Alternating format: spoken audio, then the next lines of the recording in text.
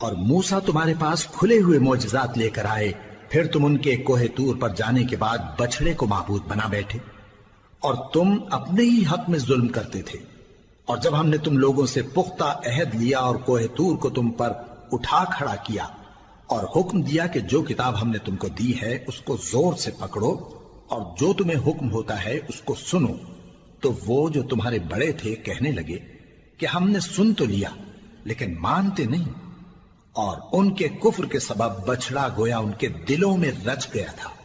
اے پیغمبر، ان سے کہہ دو کہ اگر تم مومن ہو تو تمہارا ایمان تم کو بری بات بتاتا ہے۔ کہہ دو کہ اگر آخرت کا گھر اور لوگوں یعنی مسلمانوں کے لیے نہیں اور اللہ کے نزدیک تمہارے ہی لیے مخصوص ہے، تو اگر سچے ہو تو موت کی آرزو تو کرو، اور ان اعمال کی وجہ سے جو ان کے ہاتھ آگے بھیج چکے ہیں یہ کبھی اس کی آرزو نہیں کریں گے، اور اللہ ظالموں سے خوب واقف ہے۔ اور ان کو تم اور لوگوں سے زیادہ زندگی کے حریص دیکھو گے، یہاں تک کہ مشرکوں سے بھی بڑھ کر۔ ان میں سے ہر ایک یہی خواہش کرتا ہے کہ کاش وہ 1000 برس جیتا رہے، مگر اتنی لمبی عمر اس کو مل بھی جائے تو اسے عذاب سے تو نہیں چھڑا سکتی، اور جو کام یہ کرتے ہیں اللہ ان کو دیکھ رہا ہے۔ کہہ دو کہ جو شخص جبرائیل کا دشمن ہو اس کو غصے میں مر جانا چاہیے، کیونکہ اس نے تو یہ کتاب اللہ کے حکم سے تمہارے دل پر نازل کی ہے جو پہلی کتابوں کی تصدیق کرتی ہے،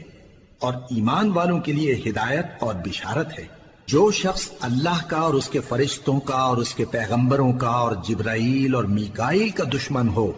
تو ایسے کافروں کا اللہ دشمن ہے۔ اور ہم نے تمہارے پاس سلجھی ہوئی آیتیں ارسال فرمائی ہیں، اور ان سے انکار وہی کرتے ہیں جو بد کردار ہیں۔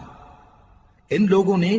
جب جب اللہ سے کوئی عہد کیا تو ان میں سے ایک فریق نے اس کو کسی چیز کی طرح پھینک دیا۔ حقیقت یہ ہے کہ ان میں اکثر بے ایمان ہیں، اور جب ان کے پاس اللہ کی طرف سے پیغمبر آخر الزماں صلی اللہ علیہ وآلہ وسلم آئے اور وہ ان کی آسمانی کتاب کی تصدیق بھی کرتے ہیں، تو جن لوگوں کو کتاب دی گئی تھی ان میں سے ایک جماعت نے اللہ کی کتاب کو پیٹ پیچھے پھینک دیا، گویا وہ جانتے ہی نہیں، اور ان چیزوں کے پیچھے لگ گئے جو سلیمان کے عہد سلطنت میں شیاطین پڑھا کرتے تھے۔ اور سلیمان نے مطلق کفر کی بات نہیں کی، بلکہ شیطان ہی کفر کرتے تھے کہ لوگوں کو جادو سکھاتے تھے، اور وہ یعنی بنی اسرائیل ان باتوں کے بھی پیچھے لگ گئے جو شہر بابل میں 2 فرشتوں یعنی ہاروت اور ماروت پر اتری تھی، اور وہ دونوں کسی کو کچھ نہیں سکھاتے تھے جب تک یہ نہ کہہ دیتے کہ ہم تو ذریعہ آزمائش ہیں، تم کفر میں نہ پڑو۔ غرض لوگ ان سے وہ چیز سیکھتے جس سے میاں بیوی میں جدائی ڈال دیں، اور اللہ کے حکم کے سوا وہ اس چیز سے کسی کا کچھ بھی نہیں بگاڑ سکتے تھے، اور کچھ ایسے منتر سیکھتے جو ان کو نقصان ہی پہنچاتے اور فائدہ کچھ نہ دیتے،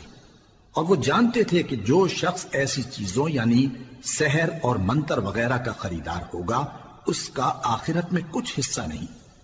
اور جس چیز کے عوض انہوں نے اپنی جانوں کو بیچ ڈالا وہ بری تھی۔ کیا اچھا ہوتا جو وہ اس بات کو جانتے، اور اگر وہ ایمان لاتے اور پرہیزگاری کرتے تو اللہ کے ہاں سے بہت اچھا صلہ ملتا۔ کیا اچھا ہوتا جو وہ اس سے واقف ہوتے۔ اے اہل ایمان، گفتگو کے وقت پیغمبر صلی اللہ علیہ وآلہ وسلم سے راعنا نہ کہا کرو، انظرنا کہا کرو، اور خوب سن رکھو، اور کافروں کے لیے دکھ دینے والا عذاب ہے۔ جو لوگ کافر ہیں، اہل کتاب یا مشرک، وہ اس بات کو پسند نہیں کرتے کہ تم لوگوں پر تمہارے پروردگار کی طرف سے خیر و برکت نازل ہو، اور اللہ تو جس کو چاہتا ہے اپنی رحمت کے ساتھ خاص کر لیتا ہے، اور اللہ بڑے فضل کا مالک ہے۔ ہم جس آیت کو منسوخ کر دیتے یا اسے فراموش کرا دیتے ہیں تو اس سے بہتر یا ویسی ہی اور آیت بھیج دیتی ہیں۔ کیا تم نہیں جانتے کہ اللہ ہر بات پر قادر ہے؟ کیا تمہیں معلوم نہیں کہ آسمانوں اور زمین کی سلطنت اللہ ہی کی ہے، اور اللہ کے سوا تمہارا کوئی دوست اور مددگار نہیں؟ مسلمانوں، کیا تم یہ چاہتے ہو کہ اپنے پیغمبر صلی اللہ علیہ وآلہ وسلم سے اسی طرح کے سوال کرو جس طرح کے سوال پہلے موسیٰ سے کیے گئے تھے؟ اور جس شخص نے ایمان چھوڑ کر اس کے بدلے کفر لیا تو یقیناً وہ سیدھے رستے سے بھٹک گیا۔ بہت سے اہل کتاب اپنے دل کی جلن سے یہ چاہتے ہیں کہ ایمان لا چکنے کے بعد تم کو پھر کافر بنا دیں، حالانکہ ان پر حق ظاہر ہو چکا ہے، تو تم معاف کر دو اور درگزر کرو یہاں تک کہ اللہ اپنا دوسرا حکم بھیجے۔ بے شک اللہ ہر بات پر قادر ہے۔ اور نماز ادا کرتے رہو اور زکوٰۃ دیتے رہو، اور جو بھلائی اپنے لیے آگے بھیج رکھو گے اس کو اللہ کے ہاں پالو گے۔ کچھ شک نہیں کہ اللہ تمہارے سب کاموں کو دیکھ رہا ہے۔